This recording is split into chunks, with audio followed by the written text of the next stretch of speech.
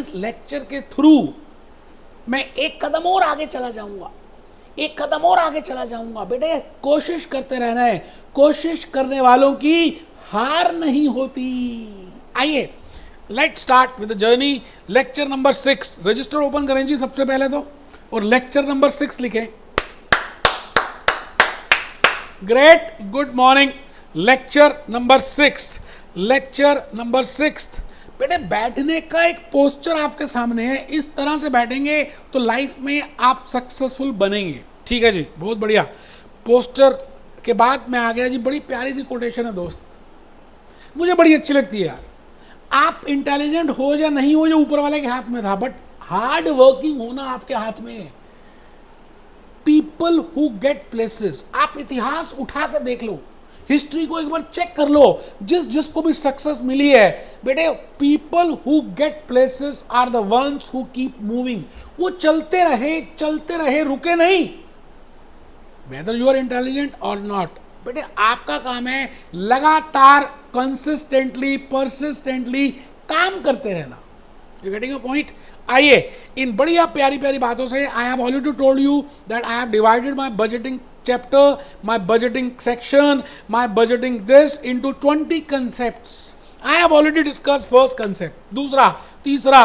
बेटे आजकल मैं फोर्थ कंसेप्ट के ऊपर हूं। आज का ये जो लेक्चर है ना, लेक्चर नंबर 6, बेटे मैं पूरे फंक्शनल बजट आज कंप्लीट कर दूंगा। Sales budget, profit budget, production budget, material usage budget and material purchase budget, labour budget, factory budget. बस बेटे ये बजट्स आज बताने हैं। Selling overheads, admin overheads, cost of good sold. जैसे ये बजट्स पूरे होंगे आप बजटेड इनकम स्टेटमेंट प्रिपेयर कर सकते हैं।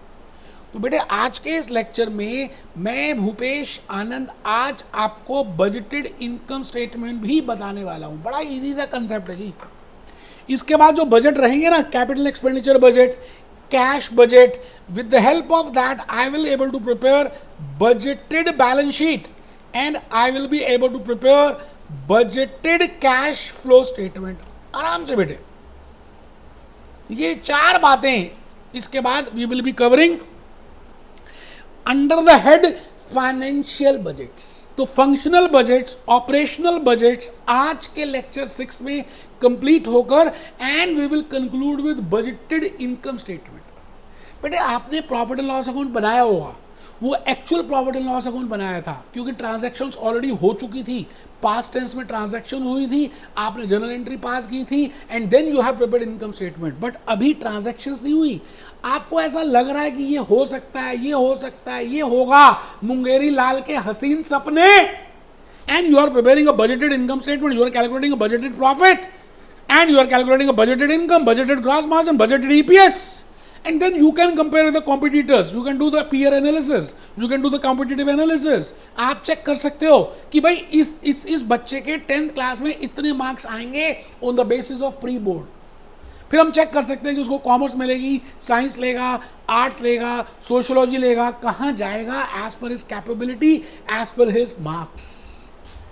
अभी हुआ कुछ नहीं है, मेन एग्जामिनेशंस नहीं हुए, बट स्टिल आप पहले उसकी बातों से एस्टिमेशन तो कर ही रहे हो, you are calculating the forecast. तो मैं भूपेश आनंद आज आपके सामने बेटे, मैं पहले आई have already completed 6 functional budgets. मैंने सेल्स बजट सबसे पहले स्टार्ट किया, ना बाप बड़ा ना भैया, सेल्स बजट सबसे बड़ा भैया, because on the basis of sales you will prepare production, on the basis of production you will prepare material usage, on the basis of material usage you will prepare material purchase, on the basis of material purchase you will prepare the labor budget, on the basis of labor then you will prepare factory overhead budget, and after factory overheads बेटे ये जो आज के 2 budgets है ना, selling and distribution and cost of good sold budget. Cost of good sold मैं आज पहले आपको cost of good sold budget कराऊंगा, फिर non production overhead budget means selling and admin overhead budget करेंगे, और बेटे हमारा इनकम स्टेटमेंट का काम खत्म हो जाएगा। आप रजिस्टर क्यों नहीं खोल रहे, क्यों झुक के बैठे हो यार? मैं टाई लगाकर, इतनी गर्मी इस समय चल रही है, रिकॉर्डिंग रूम में खड़ा हूं आपके लिए फुल एनर्जी के साथ। कभी आपने फील किया कि मेरे पास सामने बच्चे नहीं है फिर भी मैं किस तरह से पढ़ा रहा हूं? आप लिखो ना यार, लिखो cost of good sold budget is equal to cost of good sold manufactured and sold budget. कुछ भी नाम है यार, आपके घर का नाम बंटी है, बाहर का नाम कुछ और हो सकता है ना, घर के नाम अलग होते हैं, छोटू, बंटी, बबली, कुछ भी। तो there are two names, first is cost of goods sold budget and second is I can name it as cost of goods manufactured and sold budget, कुछ भी। आप ये बताओ ना, आपने मटेरियल निकाल लिया, लेबर निकाल लिया, फैक्ट्री ओवरहेड्स निकाल लिए, ओपनिंग इन्वेंट्री देख ली, डिजायर्ड इन्वेंट्री देख ली, प्रोडक्शन लेवल निकाल लिया। Now you are at a point where if you add these cost, I can say this is my cost of goods sold. तो आप लिखिए जी first part, it indicates total cost of producing the product sold for a period, because income statement is always prepared for a period. हम जो profit and loss account बनाते हैं period के लिए बनाते हैं, एज ऑन नहीं बनाते बेटे। Financial position balance sheet as on बनती है, but income statement is always prepared for the period. तो ऊपर हेडिंग लिख रहे हैं, ए पॉइंट लिख रहे हैं, cost of goods sold budget is always prepared for the period and it is for the units which we have sold. ठीक है जी, ठीक है सर। फ्रेंड्स, आफ्टर ऑल मैंने कहा दोस्तों, अपनों से अपनी सी बात, जब आपने सेल्स, प्रोडक्शन, मटेरियल, परचेज सब कंप्लीट कर लिया है, तभी आप इस cost of good sold budget को बना सकते हो। बेटे कॉस्ट ऑफ गुड सोल्ड सभी को अपने में समा लेता है, तो आपको पहले वो सारे छोटे छोटे बजट बना लेने हैं, क्योंकि उन्हीं को ऐड करेंगे तभी तो cost of good sold budget आएगा। तो आप बी पॉइंट क्यों नहीं लिख रहे, ढीले क्यों बैठे हो? Friends, after all production related budgets are completed, the company can prepare cost of goods sold budget. सब कुछ खत्म करने के बाद हम cost of good sold budget बना सकते हैं। अच्छा, कॉस्ट ऑफ गुड सोल्ड का मैंने एक मटका बनाया, budgeted cost of good sold budget कैसे निकालेंगे? Budgeted production plus budgeted beginning inventory minus budgeted closing inventory, then only I can calculate cost of goods sold. भाई इस बार कितना प्रोड्यूस किया, पहले से कितना था, क्लोजिंग कितना है, माइनस कर दिया, balancing figure is named as cost, budgeted cost of goods sold as we have discuss in a cost sheet. बेटा मैंने कॉस्ट शीट में lecture 2A, 2B, 2C, 2D कितना कुछ डिस्कस किया था।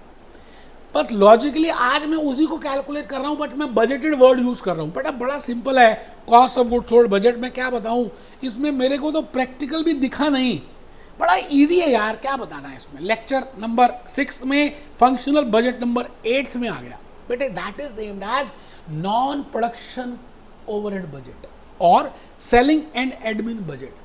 ऐसा भी तो हो सकता है कि after factory, after producing all the things, there are so many other cost which you are incurring, selling and distribution cost, admin cost, research and development cost, वो कॉस्ट तो अभी तक आई नहीं कॉस्ट ऑफ गुड्स सोल्ड में।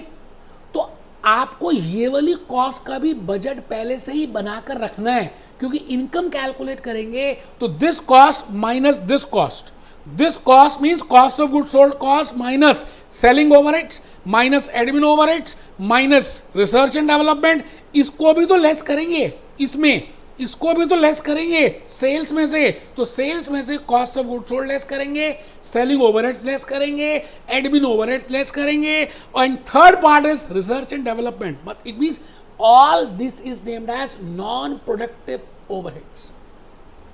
समझ आ रहा है? तो बेटे ऊपर लिखेंगे functional budget 8, selling and administrative expense budget.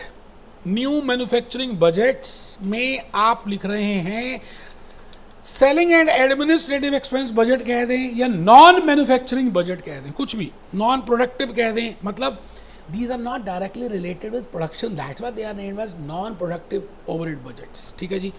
अब सवाल आता है कि सेलिंग ओवरहेड बजट में क्या क्या बातें आएंगी। यार आप, बड़ी सिंपल सी बात है, सेलिंग डिपार्टमेंट है तो सेल्समैन होगा, सेलमैन के सैलरी होगी, सेलमैन की कमीशन होगी, एडवर्टीजमेंट होगी, कैटरीना कैफ को ब्रांड एम्बेसडर बनाओगे, अमिताभ बच्चन को बनाओगे, उनको पैसे दोगे, डिजिटल मार्केटिंग करोगे, सोशल मीडिया में जाओगे, यूट्यूब का ऐड लगाओगे, all the expenses related with selling, आप इसका पहले से ही बजट प्रिपेयर कर रहे हो, that is named as selling and distribution overhead budget.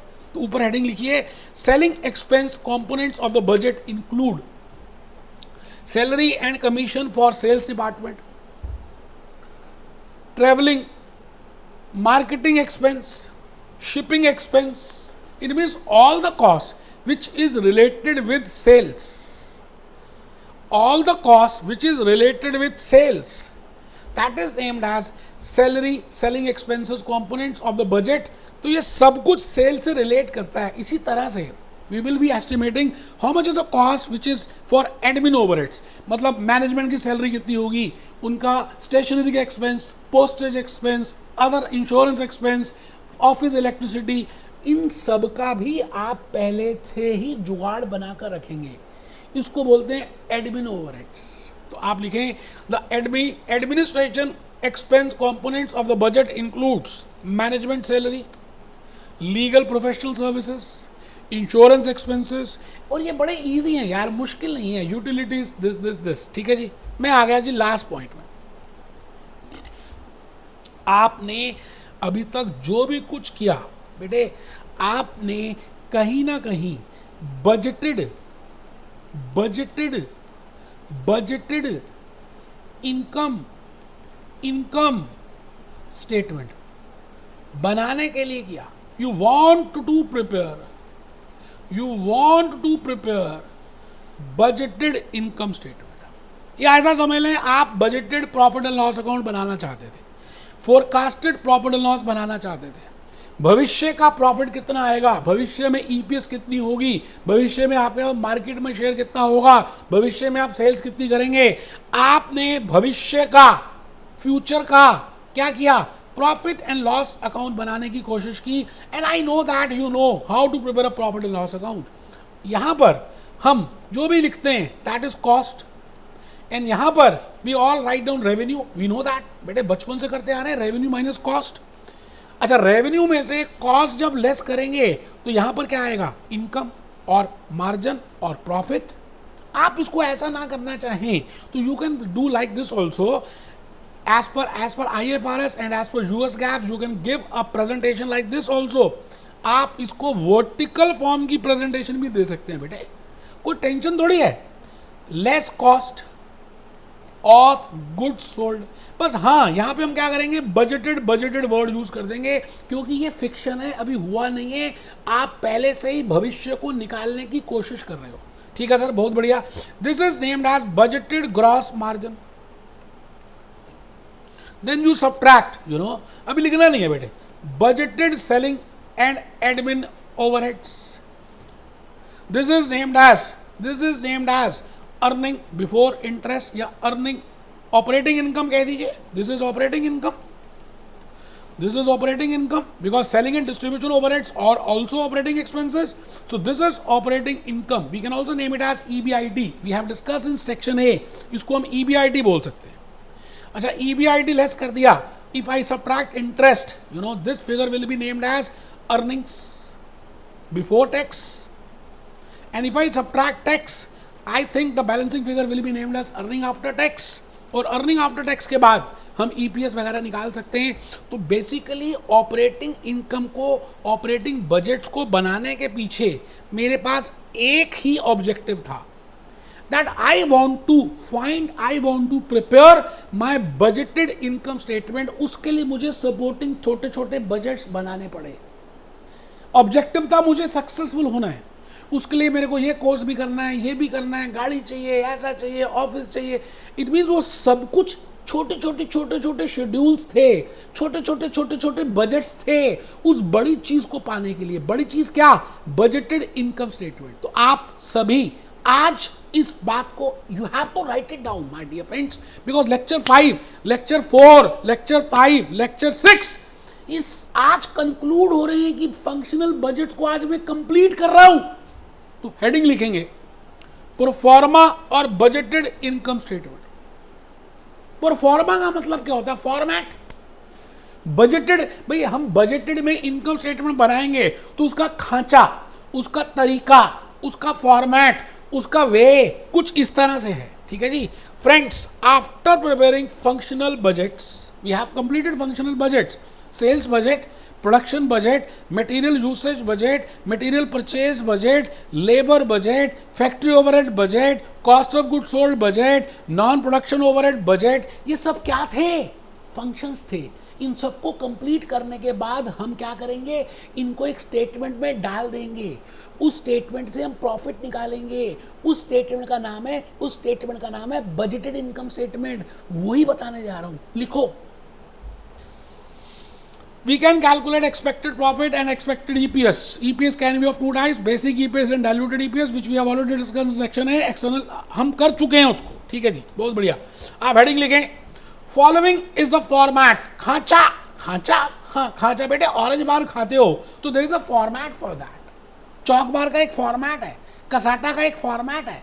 तो following is a format for preparing proforma income statement. सबसे पहले हम वर्टिकल फॉर्म लिखेंगे, we will not prepare T form. बेटे वो मैंने खाली समझाने के लिए बताया था। तो firstly we will write on budgeted sales. अच्छा ये कैसे आएगी, सेल्स बजट आपने जो बनाया था उस सेल्स बजट की हेल्प से we can calculate how much amount will be the sales. Hindustan Lever वाले निकालेंगे, एटलस साइकिल वाले कैलकुलेट करेंगे, पतंजलि वाले कैलकुलेट करेंगे, Dabur, Nerolac paints, Fevicol Pidilite, Berger paints, JK cement, all companies they will firstly prepare their sales budget और उस सेल्स को यहां पे लिख देंगे, let it be in dollars, let it be in rupee, let it be in pounds, let it be in euros, minus budgeted cost of goods sold.